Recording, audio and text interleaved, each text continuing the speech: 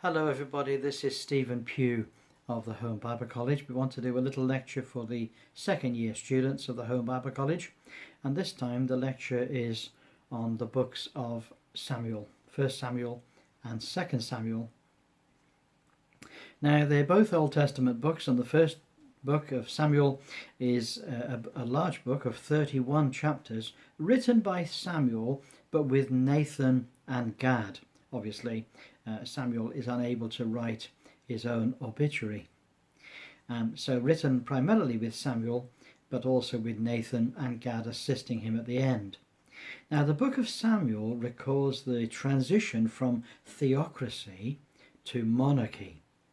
And the two books of Samuel were counted as one in the Hebrew Bible. They were the first two of 4 books of Kings in the Latin Vulgate. So in the Latin Vulgate, they were called by different names. They just had 4 books, which they called all Kings. Now, the first book of Samuel opens up with a prayer, and the second book of Samuel closes with a prayer. So you can see how the prayer and communion with God is the cornerstone of these 2 books. The book describes the rise of the prophetic ministry, which became, in particular, the prophetic ministry of Samuel, who became God's spokesperson.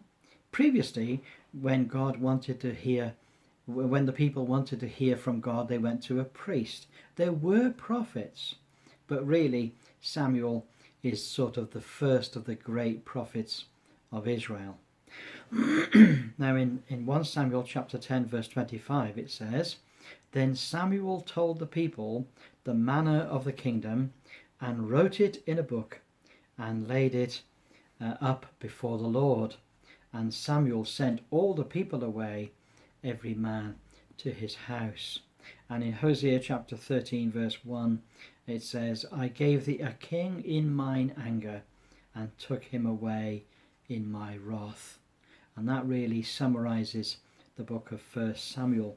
So we have 3 main themes in the book of Samuel. We have Samuel's birth and his childhood.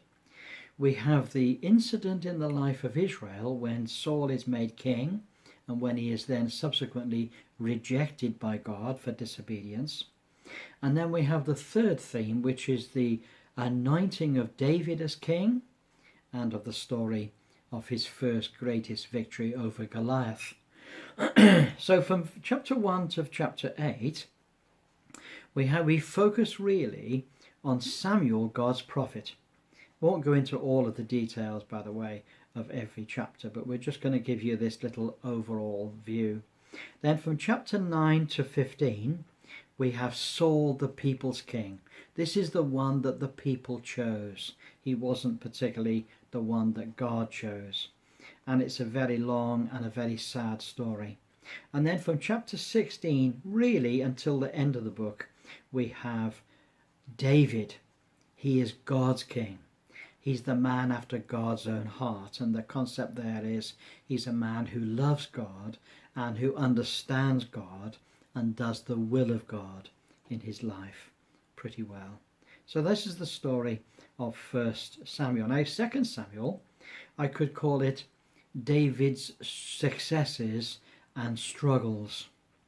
So this has 24 chapters.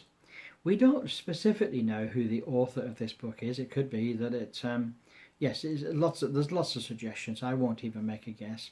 Written in about 930 BC, written to show the history of David's rule over the children of Israel. It has 2 parts. We've already intimated to that.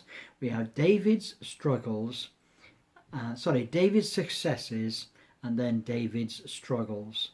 He has 2 parts to his life, success and struggles. And so the first part of the book, which takes us from chapter 1 to chapter 10, we have the triumphs of David. That's what I call it, the triumphs of David. And of course there's a lot of tremendous triumphs that occur. But the second part of the book, from chapter 11 right the way down to chapter 24, we can call it the troubles of David. And this again is unfortunately very sad reading. It is the very nitty-gritty of the life of David. It's not written either in his favour, it's not written against him, it's just factually presented by the prophet of God to enable us to understand this very great man of God. So there's the two books, 1 Samuel and 2 Samuel.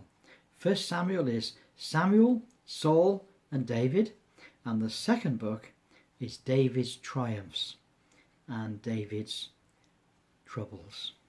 Well, God bless you. Look forward to speaking to you next time. Have a great day. Bye for now.